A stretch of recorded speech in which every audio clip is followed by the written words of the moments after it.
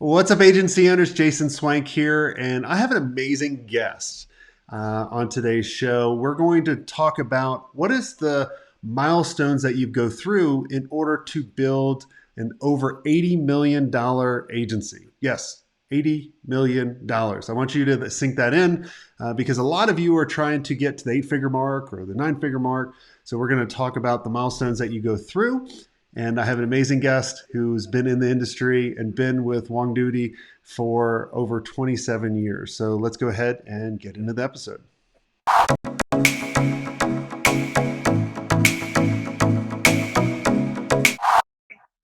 Hey, Ben, welcome to the show. Hi, how are you? I'm excited to have you on. So tell us who you are and what do you do?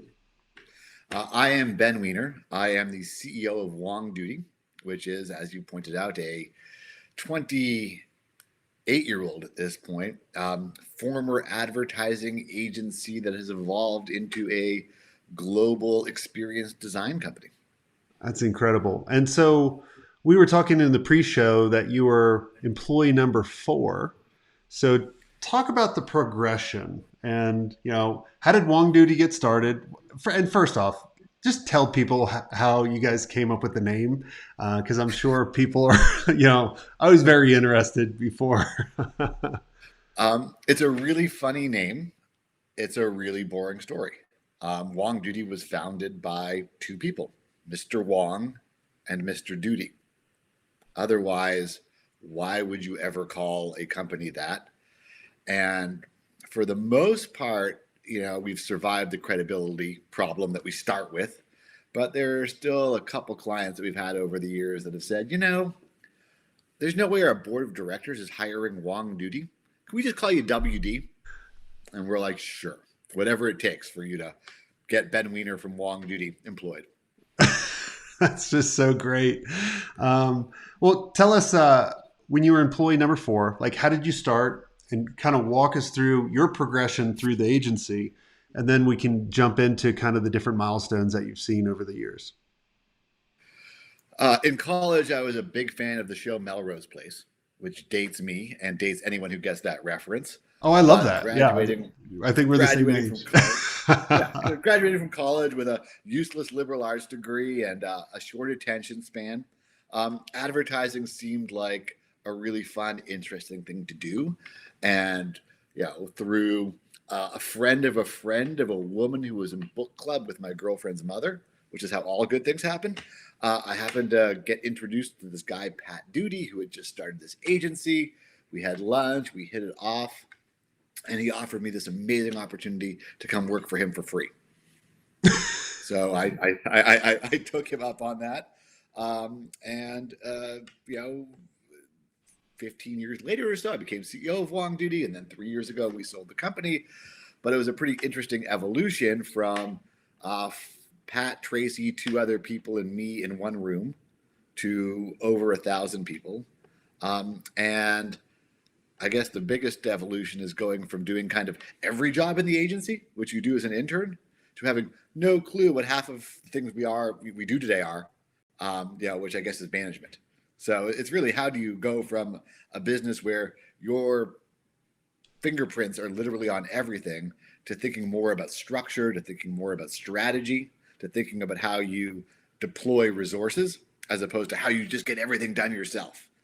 And that's probably the biggest evolution and continuing evolution, of a company. Is it's a gradual process of figuring out what you can let go of, and more importantly, how you can find the people to let go to, Yeah. because at a certain point, you definitely come up against the limits of your own knowledge, intellect, and ability. Yeah. Let's talk about kind of the milestones, right? I find a lot of agencies can hit the million mark, but they really can't maintain that, or they can't figure out how can we get to the multiple million mark. And that's kind of the first milestone I look at.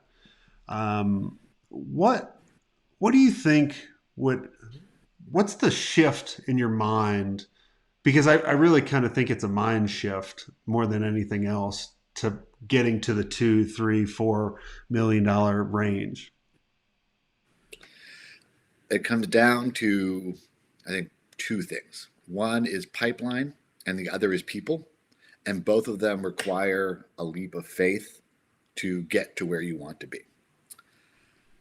When you're an entrepreneur and you are hustling and you are trying to make payroll and pay the rent every month, revenue is revenue.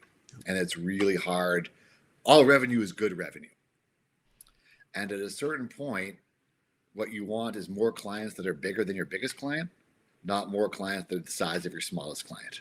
And what you start to recognize is that the small clients take as much time as the big clients. And what's holding you back from focusing on big clients and bigger clients is confidence or a lack thereof.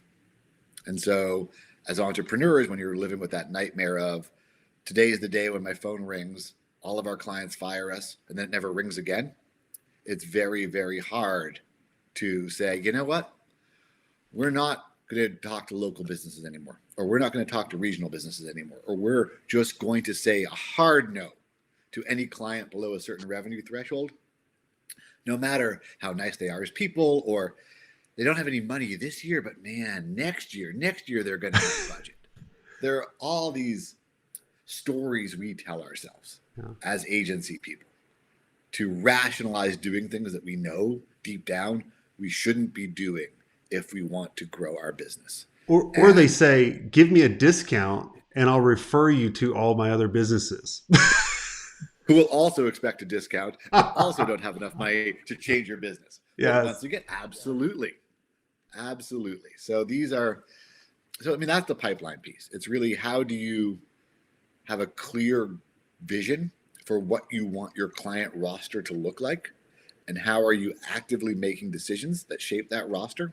And how are you making the painful decisions to not pursue things that don't fit that?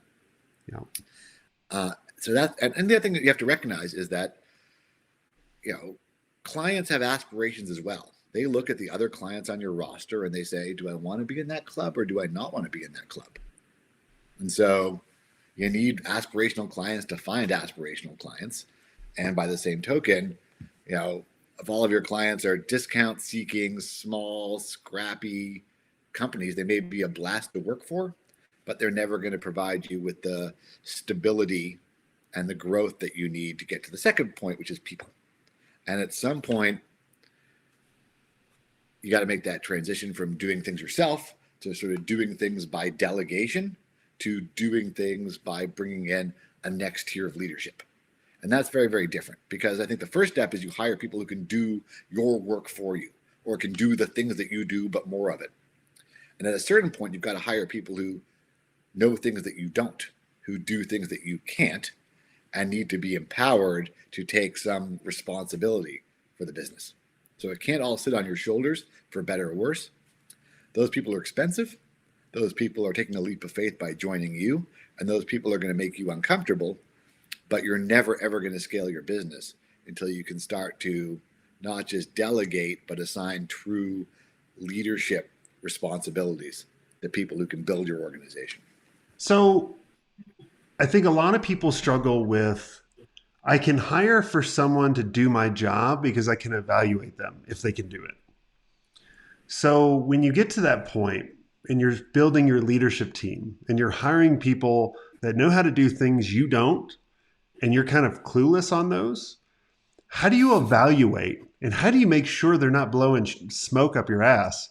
Right? Like, I mean, I'm glad that you I hear that all the time.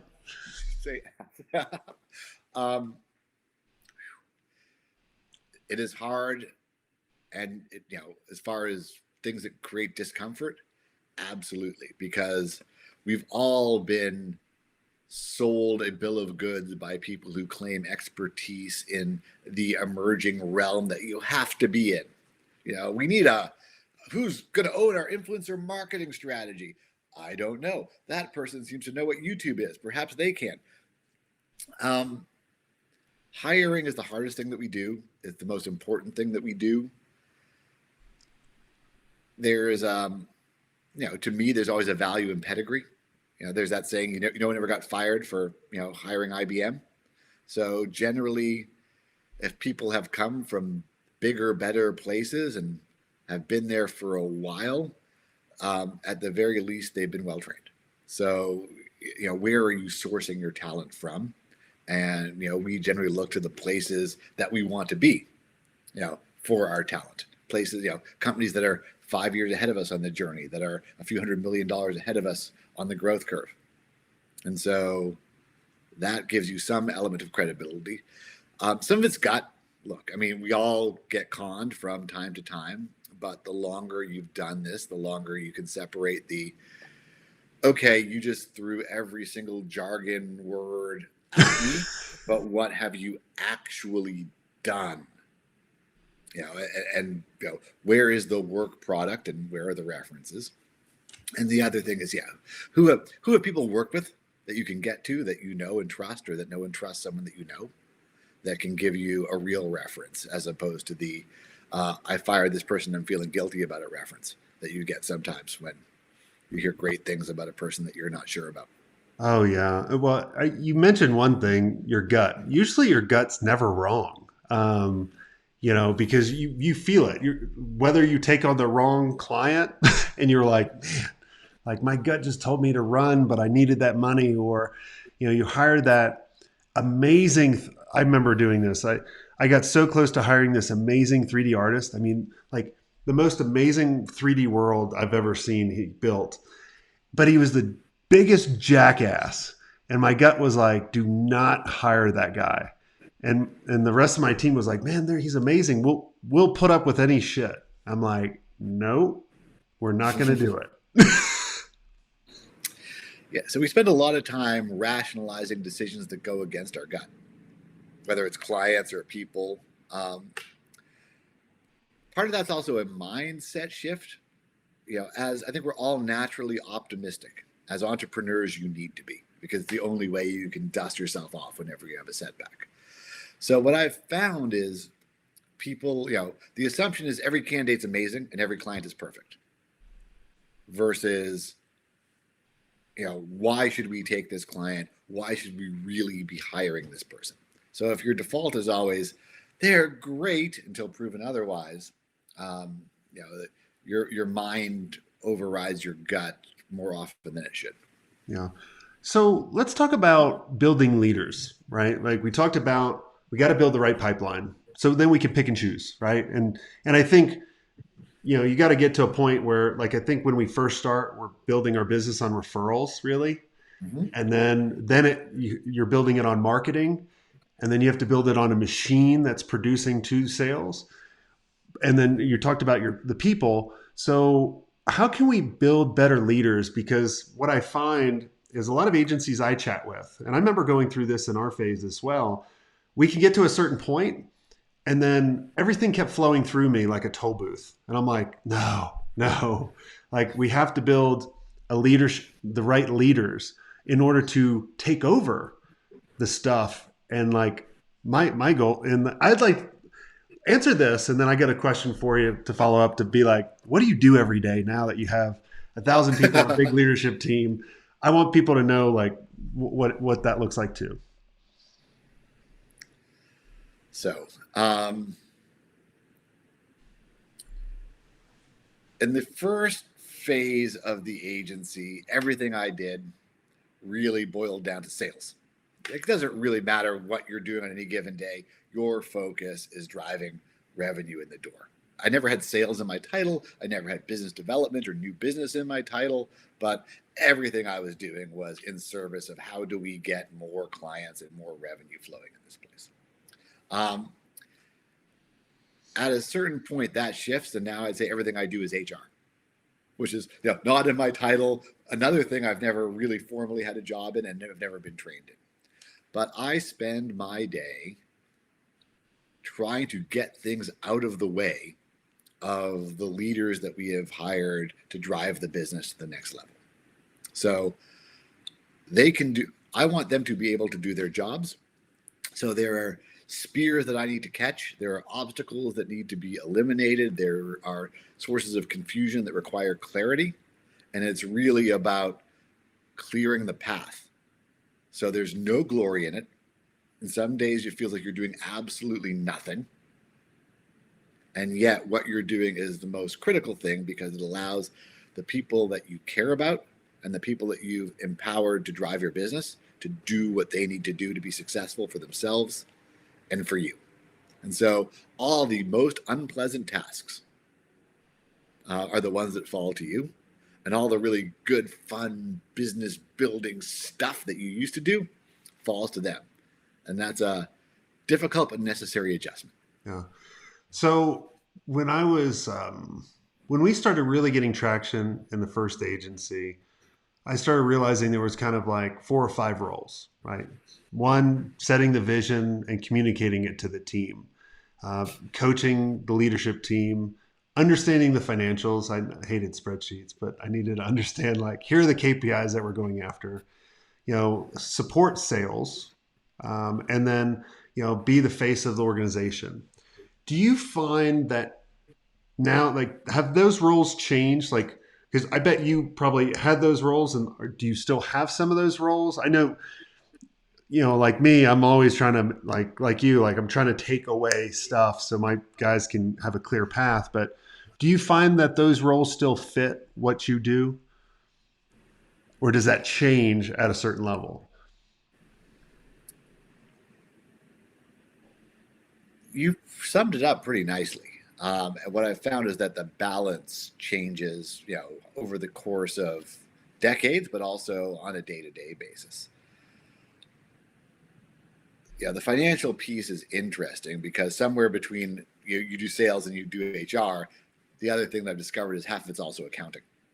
And it's not just, because how do you recognize revenue? When do you want to recognize revenue? Where are you actually profitable versus where you're earning revenue and where you're actually profitable are very, very different things. There's a whole understanding of the business that you need to have that goes beyond the early days. Is there money coming in to cover expenses? We got payroll and rent done. Is there enough left over that I can take some money out of the business? Is there enough left over that we can think about, investing in more senior leadership who could theoretically help us grow the business? Now that's the basics. And then at a certain point you realize, okay, I'm not sweating the basics anymore. Now what do I need to know about my business? Because I want to grow the profitable parts, not the unprofitable parts. I want to fix the unprofitable parts so I can grow them. And so it's not just about what's coming in and what's going out. It's where are we really truly making money and where are the leaks in our business? And that's the other thing that people don't really understand, which is what's all the stuff that they're doing that's producing activity but not results. So you got 3 or 4 lines of business. One of them is probably great. One of them is probably a loser. The other 2 are in the middle. If you can figure that out fast and stop doing the stuff that's losing you money, flows right to the bottom line, funds your growth. But you need to have a level of insight into your numbers before you can start to look at it that way. Yeah. So, I mean, basically, you're just still a problem solver for your team, and just saying, here's the direction that we want to go. You guys figure out the how. I'll support you, however. You just tell me what you need. Is that right? Yeah, it's a lot of what's figuring out what's missing, and also, just because you want to take the business in a certain direction doesn't mean everybody wants to go with you. And so then you get faced with a far more difficult set of choices. How do you persuade the people that you need to come with you that this is the right journey?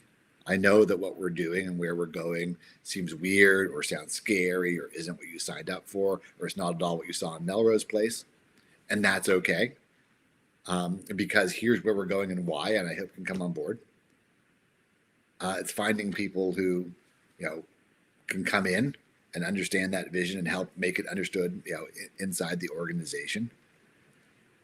Change is scary and difficult, and we've got people at Wong Duty who've been there since 1994, 1995.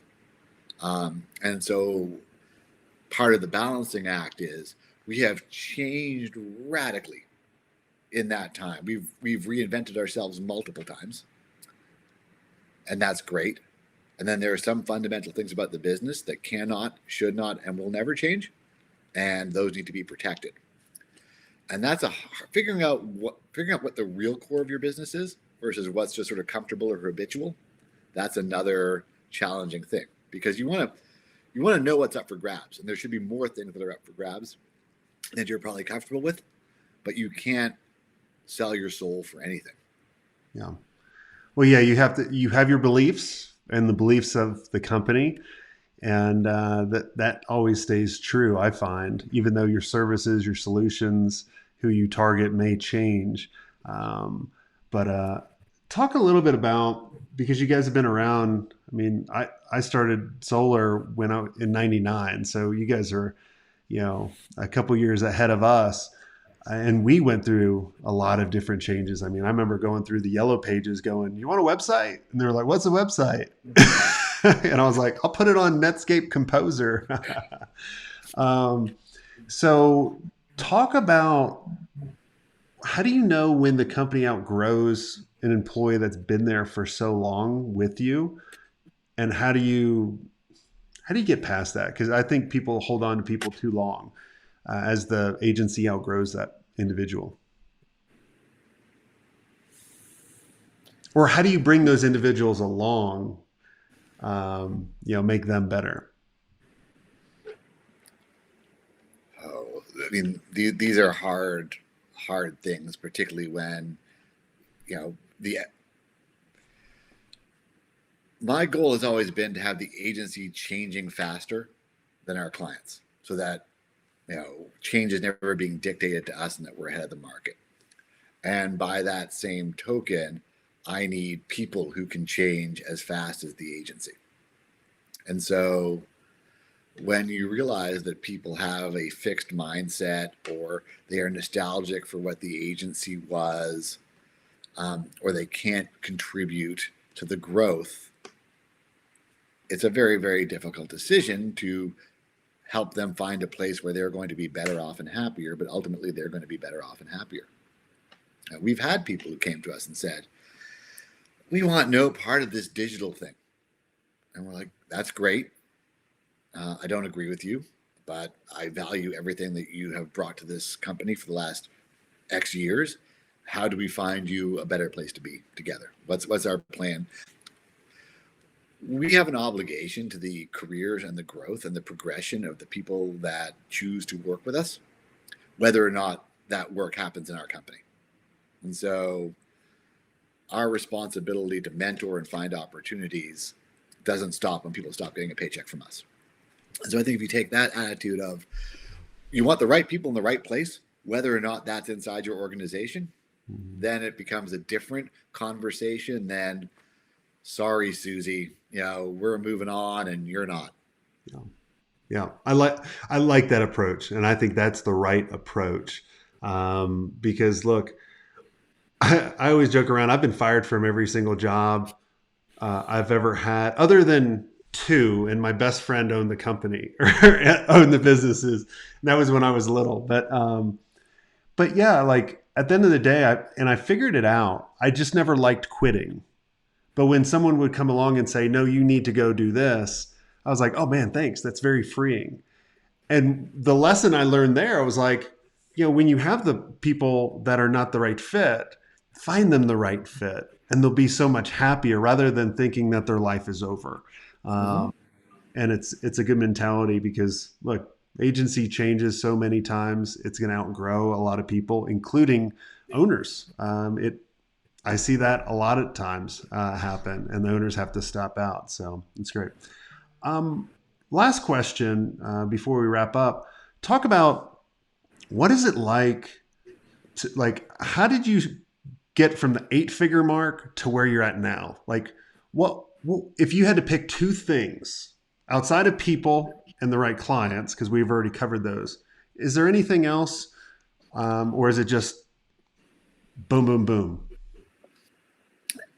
You have to recalibrate your ambition. How so?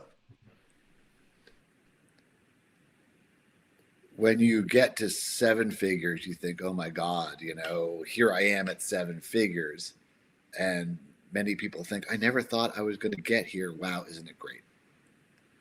Versus, "Okay, how do I use 8 figures as a platform to get to 10 figures? And what are the next set of changes that we are going to make?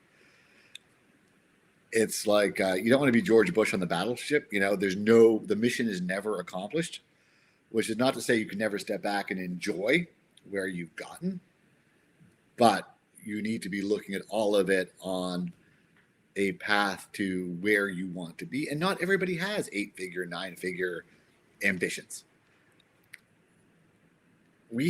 Wong Duty was a great lifestyle business until we realized that it was unsustainable and that we were not going to keep our good people challenged. We were not going to be able to attract and retain the best talent as a lifestyle business because ambitious people want growth. So massive amounts of growth, it's a choice.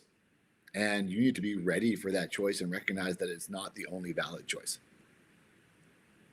But if you want to get there, it's also believing that it's possible. We would often look at bigger, better agencies and say, how can we be like them? And you go to, oh, we can't be like them. They've got this and that and this and that and whatever. And you make this list of why it can't be you.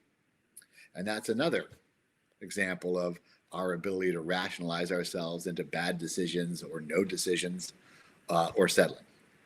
So I don't want to be like an inspirational poster, be like, it's 99% attitude. It's not. It's attitude, it's luck, it's hard work, it's being smart. All of those things in equal combination, and don't discount luck. And you have to make sure that you want to get there, because the other thing is a lot of what you love about running a $5 million business is not there when you're running a $50 million business. There are different things to love, but it's not the same job with more zeros at all. I like that you said, be careful what you wish for. Because, and we're even going through that right now, us personally in this consulting and education business of like, man, life is good. We're serving all these amazing people. And we're like, do we want to blow it up and take it to, a gazillion dollars? And, it's a challenge. And I think it just takes some time to think about. And I think you can kind of constantly change your mind. But I do believe what you said is like, don't shortcut yourself of what's possible. Just really kind of dream it, and then just start figuring out, who do you need to hire? What do we actually need to do in order to get there? And, once you get there, then you live in the bed that you made. Well, I think the other thing is, generally starting a company is the culmination of your career. I worked for a bunch of other people. I worked for a bunch of other people. I learned this. I learned that. I saw all the stuff I could do better. I saw the opportunity my last boss was missing. I started the company, and now I'm done. And I think that's also a dangerous, attitude or thought, because you don't stop growing and evolving. Like, you have the same obligation to yourself as you do to your employees, which is, how do we keep getting better? How do I keep getting smarter? How do I keep learning new things? How do I keep challenging myself? And so whether, you don't want to go blow up a business for the sake of blowing it up. But once again, if you're not continuously trying to reinvent yourself, you're going to get reinvented by the market, by your clients, by forces beyond your control. And that's nowhere you ever want to be. Yeah, I love it. Well, this has all been amazing, Ben. Is there anything I didn't ask you that you think would benefit the audience listening in? No, this was not the conversation I was expecting. This was a people conversation and a leadership conversation, much less a, what is the future of UX and touchless retail experiences, and what are you seeing about global trend, which is great, because for better, the people are kind of why I show up every single day. The work is incidental. Pat and Tracy and I always said that whether we're running an agency or running a car wash, we would do it the same way. Yeah. So thank you for letting me think about and focus on what really matters. Yeah, definitely. Well, thanks so much for coming in. What's the website people can go and check you guys out? www.wongduty.com. And we have a zillion open roles. So any disgruntled employees of other agencies that are watching this, please go see if there's a fit for you here. Awesome. And you date yourself by going www. No one does that anymore. HTTP forward slash. I love it. I love making fun of my friends that do that because I used to do that until someone razzed me. I was like, oh my gosh, www. I will own that. Well, I am on awesome. Well, TikTok. everybody, I got that going for me. No. I know. Well, awesome. Thanks so much for coming on the show. And if you guys enjoyed this episode, make sure you subscribe, make sure you comment. And if you want to be around amazing agency owners who are constantly pushing you to be better and sharing what's working for you, or we're sharing what's working for them so you can actually build on that foundation and grow and scale your agency faster and be around amazing people, I want to invite all of you to go check out digitalagencyelite.com. This is our exclusive mastermind that only a select few get in. So go there now. And until next time, have a swank day.